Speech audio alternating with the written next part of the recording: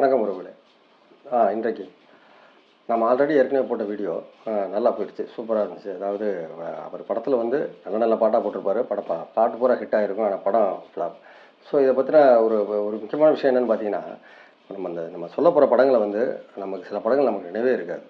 But ஆனால் அந்த பாட்டு மட்டும் நம்ம ஞாபகத்தில் இருக்கும். ஸோ அந்த மாதிரியான பாடல்கள், அந்த மாதிரியான படங்களை பற்றி தான் இது 2வது பாகம்னு வச்சுக்கலாம். வாங்க, ஃபஸ்ட் டைம் நம்ம சேனலுக்கு வரவங்க மறக்காம சப்ஸ்கிரைப் பண்ணிக்கங்க. வீடியோக்குள்ள போகலாம்.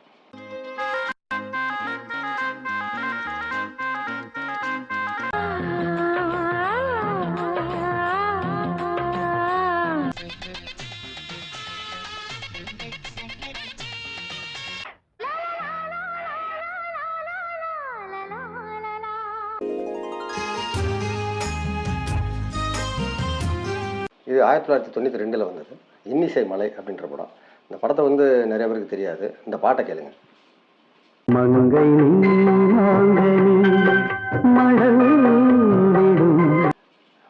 தெரியுதுங்களா?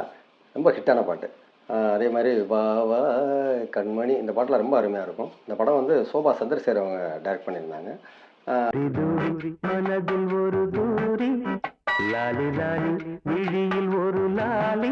அவங்க சந்திரசேகர் தயாரித்தார், இவங்க தான் இயக்குனர் படம். ஆனால் இந்த படத்தில் ஒரு பெரிய மிஸ்டேக் என்னென்னு பார்த்தீங்கன்னா, பூராமே நடிகர், புதுமுக நடிகர் பூராமே நார்த் இந்தியனாக இருப்பாங்க. பார்த்தீங்கன்னா உங்களுக்கு இந்திக்காரங்க மாதிரியே தெரியும். இதில் விவேக் ஒரு ஆள் தான் நம்ம ஆளு மாதிரி தெரியும். மற்றபடி முக்கியமான அந்த கேரக்டர்ஸ் பூராமே வடக்க உள்ளவங்க மாதிரி இருப்பாங்க. படமே வந்து ஹிந்தி டப்பிங் படம் பார்த்த மாதிரியான ஒரு ஃபீல் கொடுக்கும் நமக்கு. ஸோ அதனால் அந்த படம் ஃப்ளாப் ஆச்சு. ஆனால் பாட்டு செம்மையான பாட்டுங்க. இந்த பாட்டெலாம் கேட்டிங்கன்னா, ஆடி நேற்றிரவு நடந்தது என்ன நீ அறிவாயோ, சூப்பராக இருக்கும். அடி நேற்றிரவு நடந்ததென்ன நீ அறிவாயோ. 2வது நம்ம பார்க்க போகிறது 1986 நானும் ஒரு தொழிலாளி அப்படின்னு சொல்லி ஸ்ரீதர், சொல்லவே வேணாம். நம்ம ஏற்கனவே போட்டதுலேயே நினைவெல்லாம் நித்யா சொன்னோம், அதே மாதிரி தான். பட் இது ஆனால் இந்த கதை வந்து பாருங்கள், இப்போ எம்ஜிஆருக்காக ரெடி பண்ணப்பட்ட கதை இந்த கதை. பட் ஆனால் அவர் வந்து படத்தில் சினிஃபீல்ட்லேருந்து கொஞ்சம் ஒதுங்கிட்டார் அப்படின்னா அந்த கதையை பழையபடிக்கு வர வச்சு எடுத்தாப்புல நம்ம கமல்ஹாசனை வச்சு. இந்த படத்தில் வந்த பாட்டு இருக்கு,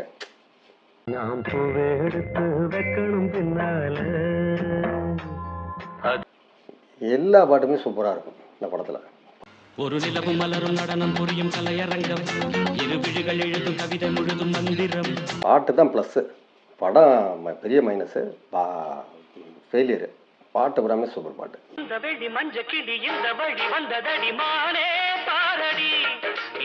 அந்த ஒரு நிமிடம் 1985, இது கமல்ஹாசன் தான். மேஜர் சுந்தரராஜன் இயக்கியிருந்தார்.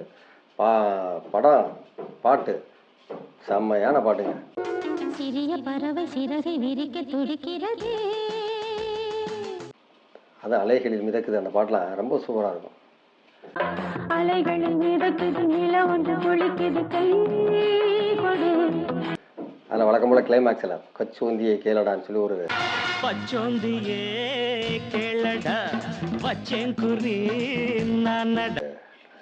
படமே பாட்டை வச்சு தான்.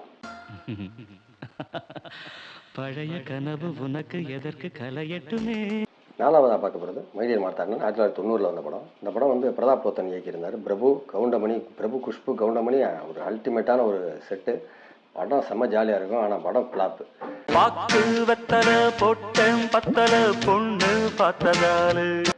இந்த கதை வந்து ஒட்டலை, ஆனால் பாட்டு சூப்பராக இருக்கும். பாட்டு பூரா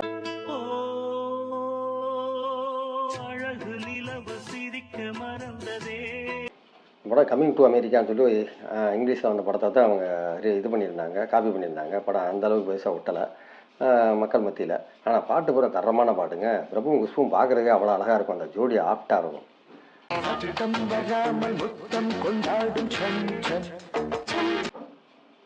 இந்த படம் 1981. இந்த பாட்டை கேளுங்க.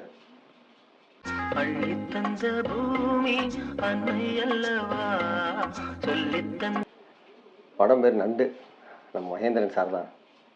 கிளாசிக்கலான படம் கொடுப்பாரு. இந்த படமும் கிளாசிக்கலான படம் தான். படம் பாக்ஸ் ஆஃபீஸில் பெருசாக போகல, ஆனால் பாட்டு சூப்பராக இருக்கும். இது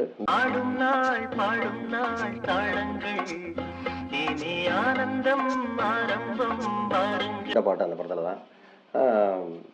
படம் வந்து ரசிகர்களுக்கு ஏற்றுக்கிற முடியலன்றா என்னமோ தெரியல, படம் ஃபெயிலியர் ஆயிடுச்சு.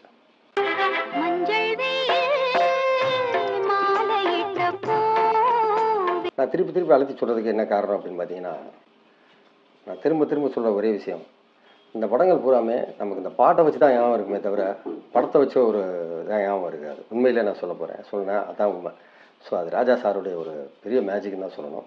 இது 1992 வந்த படம்னு நினைக்கிறேன். நாடோடி தென்றல், இயக்குனர் எம் பாரதி ராஜா, நகரசநாயகன் கார்த்திக், அதுபோக சுஜாதா ரைட்டரு. செம்மையான காம்பினேஷன். இளையராஜா சார் மியூசிக் சொல்ல வேணும். மணியே மணிக்குயிலே மாலை இளங்கதிரழகே. பிரிட்டிஷ் காலத்து கதை, பாட்டு செம்மையான பாட்டுங்க. ஒரு கணம் ஒரு யுகமாக ஏன் தோன்ற வேண்டும். கதை தான் மக்கள்கிட்ட விட்டல. ஆத்தே இது வாத்து கூட்டம் பார்த்தா இவாளு. ஒருவேளை இந்த படம் வந்த டைங்களில் கதை சரியில்லையோ என்னமோ, மக்களுடைய அந்த ஒரு ட்ரெண்ட் செட்டர்னு சொல்லுவாங்க இல்லையா, அந்த மாதிரி ஒன்று அமைப்பா இல்லையோ என்னமோ தெரில, இந்த படம் விழுந்துருச்சு. பெரிய இழப்பை சந்திச்சது இந்த படம், அது உண்மை. ஆனால் அந்த பாட்டு இன்றைக்கி வரைக்கும் நிற்கும். சிவா 1989 வந்த படம். அமீர்ஜான் இயக்கத்தில் ரஜினிகாந்த், ரகுவரன், சோபனா எல்லாம் நடிச்சிருந்தாங்க. இந்த படத்தில் பாட்டு அடிவான்மதி என் பார்வதி காதலி கண்பா. எப்படி பாட்டு. இந்த படம் வந்து ஹிந்தியில் உள்ள படத்தை தான் தமிழில் ரீமேக் பண்ணியிருந்தாங்க. அமிதாப் பச்சன் நடித்த படத்தை. படம் நான் தமிழில் எதிர்பார்த்த அளவுக்கு போகலை. இதுக்கு முன்னாடி ராஜாதி ராஜா ரொம்ப ஹிட்டாக ஓடிக்கிட்டு இருந்தாங்க. ஓடி இருந்துச்சு. ஓடி முடிஞ்ச உடனே இந்த படம் ரிலீஸ் ஆச்சு. அடுத்த படமாக வந்துச்சுன்னு நினைக்கிறேன். ரகுவரன் ஆக்சுவலாக ரகுவரன் வந்து வில்லனாகவே பண்ணியிருந்தார். இந்த படத்தில் வந்து அவர் வில்லன்லேருந்து நல்லவனாக ரஜினி அதோட ஃப்ரெண்டாக கேரக்ட் பண்ணியிருப்பார். பட் என்னன்னு தெரியல, இந்த படம் கதை அவ்வளோ ஒன்றும் சரியில்லாத கதை, வழக்கமான கதை. அதனால் இந்த படம் ஓடலை. ஆனால் இந்த பாட்டு இன்னை வரைக்கும் பாருங்கள், செம்மையாக நடுவில் நிற்கும்.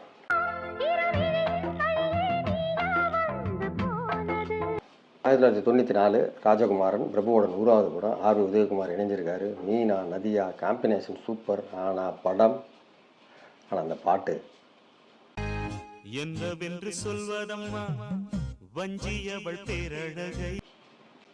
பிரபு அவ்வளோ அழகாக இருப்பாருங்க, சிரிப்பார். அவர் இந்த கன்னத்தில் குழி விழுகிறது, அந்த எப்படி சொல்கிறது, பாட்டு பூராமே செம்மையாக இருக்கும். நதியா அந்தி மஞ்சள் நீரத்தவளை என் நெஞ்சில் நீலைத்த வந்து ரீஎன்ட்ரி கொடுத்தாங்கன்னு நினைக்கிறேன். பட் ஆனால் அந்த கதை வந்து பாருங்கள், அப்படியே இந்த எஜமான் டைப்லேயே இருக்கும். அவருக்கு ஆல்ரெடி அப்போ தான் சின்ன கவுண்டர் எஜமான்லாம் ரொம்ப ஹிட்டு கொடுத்துட்டேன் யார் உதயகுமார். இந்த படம் வந்து பிரபுவுக்கு பழக்கமாக இந்த 100வது படம் சக்ஸஸ் ஆகிறது ரொம்ப கஷ்டம் நடிகர்களுக்கு. அது ஒரு சில நடிகர்களுக்கு மட்டும்தான் சக்ஸஸ் ஆகிருக்கு. எம்ஜிஆருக்கு, சிவாஜி கணேசனுக்கு, இப்படி ஒரு சிலருக்கு தான். மற்றவங்க எல்லாருக்குமே பெருசாக ஃபெயிலியர் தான். அதில் இவர் விஜயகாந்தன் தப்பிச்சார். இந்த படத்தில் இவர் ஃப்ளாப் ஆகிட்டார். படம் போச்சு. சித்தகத்தி பூக்களே சுத்தி வர பாக்குது. 9வது படம், 9வது இடத்துல கலைஞன். சுவாஜி ப்ரொடக்ஷன்ஸ் இல்லை, சுவாஜி பிலிம்ஸ், அதாவது ராம்குமார் தயாரித்தார். இது வந்து சுவாஜி ப்ரொடக்ஷன்ஸ் வந்து பிரித்தாங்க. அதில் சுவாஜி ப்ரொடக்ஷன்ஸ்னு சொல்லி அவர் பிரபு வச்சுக்கிட்டாரு, சுவாஜி பிலிம்ஸ்னு சொல்லி இவர் வச்சுருந்தார். அப்படி அவங்க வச்சுக்கிட்டப்போ அந்த படம் எடுத்த படம் கலைஞன். கமல்ஹாசன் பண்ணி கொடுத்தாரு. படம் வந்து ஒரு கிரைம் த்ரில்லர். இந்த பாட்டு தான் எந்த நெஞ்சில் நீங்காத தென்றல் நீதானா. எப்படி பாட்டு. दिल भर जाने दिल दीवाने தித்திக்கிற தேனே. படம் ஜனங்களுக்கு புரியலை. அந்த கிரைம் த்ரில்லர் வந்து இவங்க சிவப்பு ரோஜாக்கள் ரேஞ்சில் கற்பனை பண்ணி எடுத்திருந்தாங்க. ஆனால் படத்தில் அது பெரிய மைனஸ் ஆயிடுச்சு. ஜடக்கு முட்டத்தான் சரக்கு இங்கு எடுத்து தரத்தான் இருக்கு. மியூசிக் பூரா செம்மையாக இருக்கும். பாப் கலைஞராக வருவார், வந்து ஒரு டான்ஸராக வருவார். சொல்லவே வேணாம். கமல்ஹாசன் இந்த மாதிரி கேரக்டர்லாம் கொடுத்தா சும்மா பிரித்து மேய்ஞ்சிருவாப்புல. அது ராஜா சார் வேறு. மியூசிக்லாம் பட்டையை கிளப்பிருப்பார். ஆனால் இழுக்குதா மயக்குதா அடிக்கும் தீங்கு டங்கா கலைஞனின் பாட்டு. படம் வந்து செம்ம ஃப்ளாப்புங்க. அது இது சுத்தமாக போல இந்த படம். கொக்கரக்கோ கோழி. 10வது இடத்துல வேறு வழி இல்லை, இதுவும் கமல்ஹாசன் தான். 1984 எனக்குள் ஒருவன். அப்பா, இதுலேயும் அதே மாதிரி தான். ஒரு டான்ஸர், ஒரு பாடகர், ஒரு கலைஞராக வருவார். மேகம் கொட்டட்டும் ஆட்டம் உண்டு. ஆஹா, இதில் சோபனா அறிமுகமானாங்க.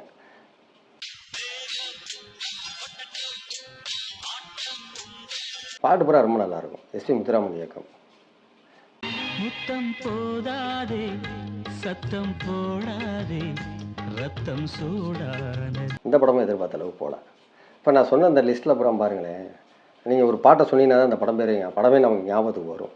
அந்த பாட்டு ஆமாம் ரைட்டா அந்த படம் அப்படின்னு சொல்லிட்டு. ஏன்னா அந்தளவுக்கு அந்த படத்தில் படம் மைனஸாக இருந்தாலும் பாட்டு இன்னை வரைக்கும் நின்று அந்த படத்தை இன்னைய வரைக்கும் காப்பாற்றிக்கிறது நம்ம ராஜா சார் மியூசிக்ன்றதில் மாற்று கருத்தே கிடையாது. 2ஆம் பாகம் இந்த பாகம் உங்களுக்கு பிடிச்சிருக்குன்னு நினைக்கிறேன். இன்னும் நிறைய படங்கள் இருக்குது. நான் எதாவது மிஸ் பண்ணியிருந்தா கமெண்ட்டில் சொல்லுங்கள். இந்த படம் எப்போ அந்த படம்லாம் பெருசாக எதிர்பார்த்தேன்ப்பா, ஆனால் பார்த்துட்டேன் ஒன்றுமே இல்லைப்பா, ராஜா சார் மியூசிக் மட்டும்தான் நல்லா இருக்குது, அது இன்னும் இந்த படத்தில் மேட்ரே கிடையாது அப்படின்ற மாதிரியான படங்களெல்லாம் நீங்கள் எனக்கு சொல்லுங்கள் தாராளமாக. இதில் வந்து சில படங்கள் இருக்குது, நம்ம சொல்லலாம். அந்த ராமராஜன் சார் படம், முரளி சார் இவங்கெல்லாம் நடித்த படம்லாம் பார்த்தீங்கன்னா மினிமம் கேரண்டி படங்கள். அதெல்லாம் லோ பட்ஜெட்டு, சும்மா அப்படியே போயிட்டு பிசியில் ஒரு 50 நாள் ஒரு நாளே அந்த படம்லாம் ஹிட்டு தான். அது வந்து பெரிய விஷயம் கிடையாது. இதெல்லாம் என்னென்னு கேட்டிங்கன்னா, ஒரு பெரிய அளவுக்கு எதிர்பார்ப்பை தூண்டி ஹைப்பை தூண்டி விட்டு கடைசியில் அந்த படம் ஃப்ளாப் ஆகுதும் போது நமக்கு அது ஒரு அதில் உள்ள மைனஸ் வந்து பெரிய மைனஸ் ஆயிடுது. ப்ளஸ்ன்னு பார்த்தீங்கன்னா அப்படின்னா அதில் ராஜா சார் மியூசிக் மட்டும்தான் ப்ளஸ்ஸாக இருக்குது. அந்த மாதிரி படங்களை தான் கொடுத்துருக்கேன். இந்த வீடியோ பிடிச்சிருந்துச்சி அப்படின்னா கமெண்ட் பண்ணுங்கள், லைக் பண்ணுங்கள், மறக்காமல் ஷேர் பண்ணுங்கள். நீங்கள் கொடுக்குற ஒவ்வொரு லைக்கும் கமெண்ட்டும் எனக்கு அடுத்தடுத்து நான் பதிவுகள் போட உற்சாகமாக இருக்கும். ராஜா சார் ரசிகர்களுக்கு அடுத்த வீடியோவில் சந்திக்கிறேன். நன்றி.